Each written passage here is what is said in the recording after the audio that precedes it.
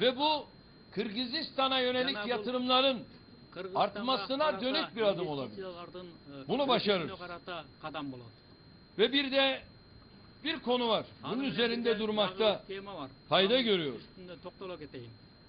Biz 2002 sonunda iktidara geldik. 2002 Kasım. Uluslararası yatırımları çekmek için yoğun bir gayret gösterdik. Önce ilgili yasayı değiştirdik. Yatırımlarda yerli yabancı ayrımını kaldırdık. Hatta şunu özellikle kullandım. Yabancı ifadesini kullanmayacağız dedim. Ya uluslararası sermaye diyeceğiz veya küresel sermaye diyeceğiz. Çünkü yabancı ifadesi bana itici geliyordu. Kucaklayıcı olacağız. Sermayenin ülkemize girmesini sağlamak için, yatırım ortamını iyileştirmek için, ilgili tüm tarafların katılımıyla bunu başarabilmek için bu ifadeyi kullanmamız lazım dedim. İstişare içinde, diyalog içinde yoğun çalışmalar yaptık. Her yıl dünyanın en büyük uluslararası şirketlerinin yöneticilerini yaklaşık 40 kişi kadar İstanbul'da topladık, topluyoruz. Tam bir gün karşılıklı olarak şöyle bir düşünce jimnastiği yapıyoruz. Fikir alışverişinde bulunuyoruz.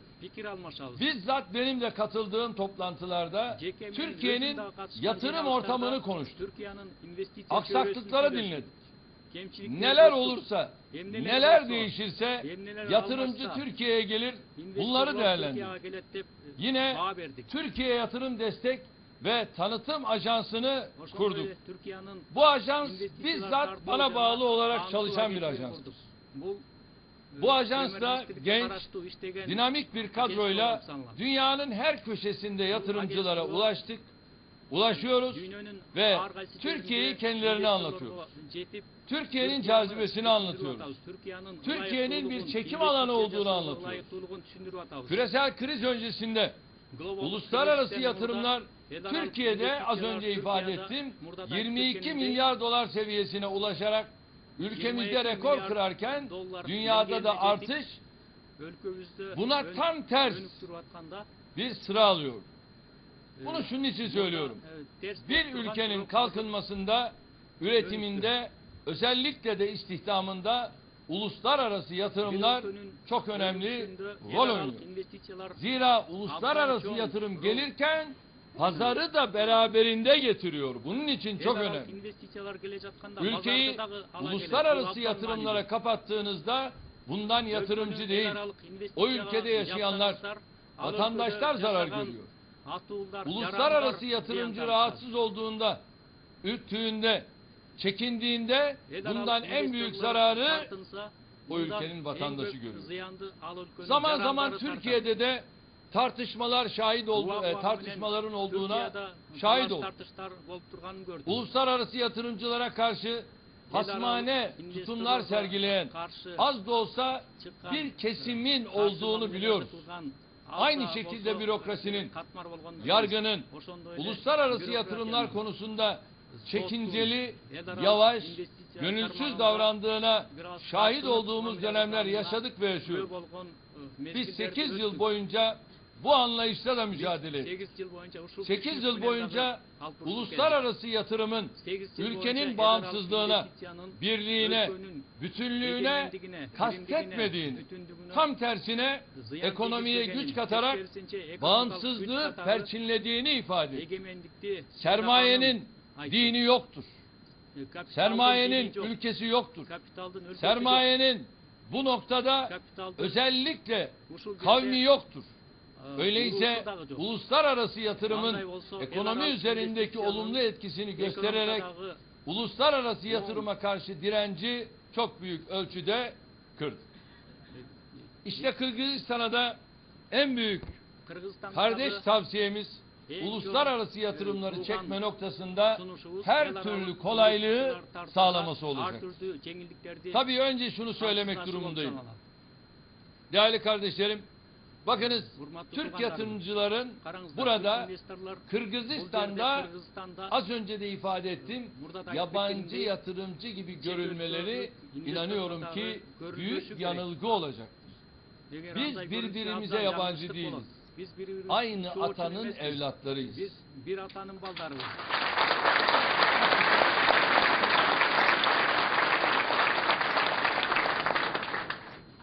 İş adamlarımız, vatandaşlarımız zaman zaman sıkıntılarla karşılaşıyorlar.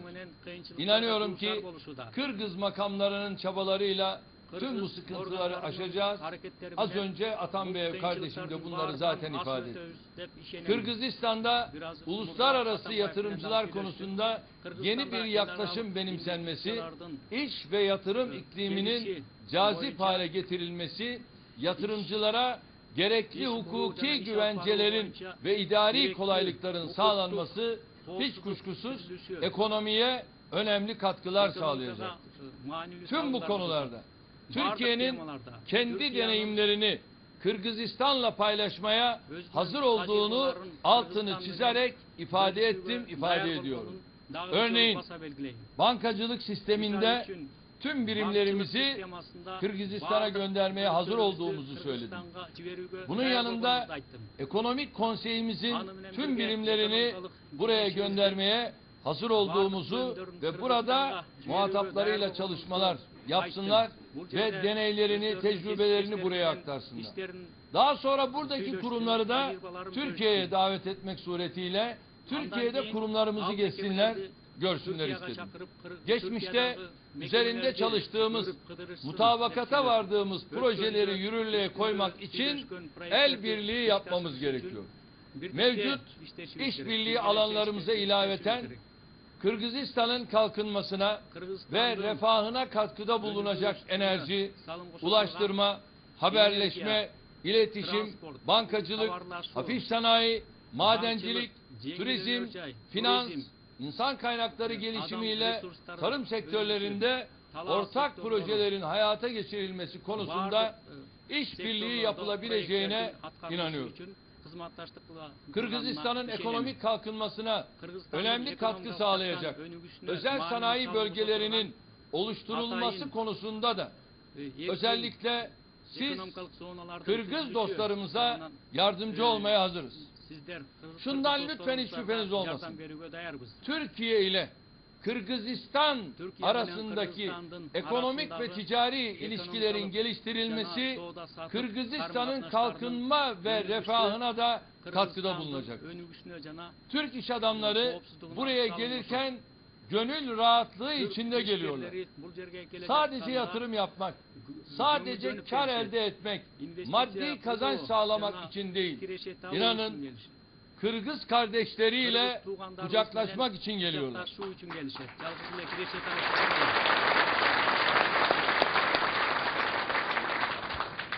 Aynı atanın evlatları olarak burada yatırım yapmanın daha kolay olacağını düşünerek bunu özellikle ön zihni hazırlığını yaparak geliyorlar. Zaman zaman hatalar yapılmış olabilir. Zaman zaman tatsızlıklar yaşanmış olabilir. Bunları aşacağız. Geçmişe değil, geleceğe bakacağız. Ben gelecek adına son derece umutluyum. Özellikle Kırgızistan'ın yaşadığı olumlu sürecin Kırgızistan ekonomisine, karşılıklı ticaretimize çok olumlu katkılar sağlayacağına inanıyorum. Benim bu Kırgızistan'a tabii ilk gelişim değil. Kırgızistan'a bundan önce de defaatle gelişlerim oldu. İlk gelişim İstanbul Büyükşehir Belediye Başkanı olduğum, hatta daha önce belediye başkanlığından da önce siyasette bulunduğum, herhangi bir bu tür görev sahibi olmadığım dönemde Kırgızistan'ın bağımsızlığını yeni kazandığı dönemde ilk gelişim oldu. Belediye başkanı olduktan sonra tekrar geldim ve Oş kentiyle İstanbul'u kardeş şehir yaptım. Onun için gelmiştim. O gelişimin misafirperverlik anlayışını unutamıyorum. Ve o zamanki belediye başkanı arkadaşıma Allah'tan rahmet diliyorum. İnşallah bu yeni süreçte özel sektörün önünü açacak, yolları temizleyecek, engelleri kaldıracak ve farklı bir işbirliği sürecini de başlatmış olacağız. Tabii bir şeyi burada özellikle hatırlatmak istiyorum. Diyorum ki az önce ifade edildi. Vizeler, yıl sonuna kadar vizeler kalkacak. Şimdilik 90 günlük kalkmayı bugün imzaladık. Ve yıl sonuna kadar da tamamen kalkmasını bu imza ile yine kayıt altına aldık.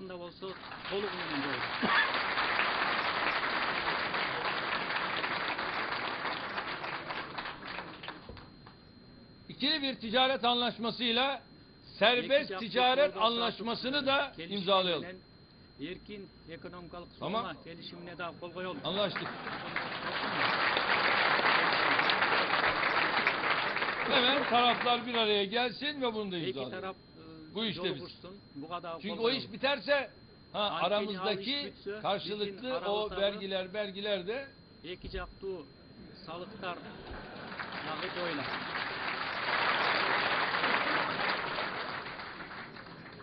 Altı sözleşmeyi de az önce imzaladık. 6 gelişimge biraz burada kol koyduk.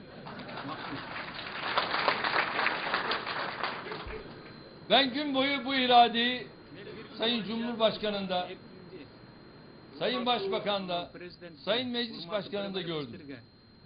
Ve değerli TÜSKON Başkanım Rıza Nur kardeşimde de çok verimli bir çalışma yaptık ifadesini kendisinden duyunca ayrıca mutlu oldum.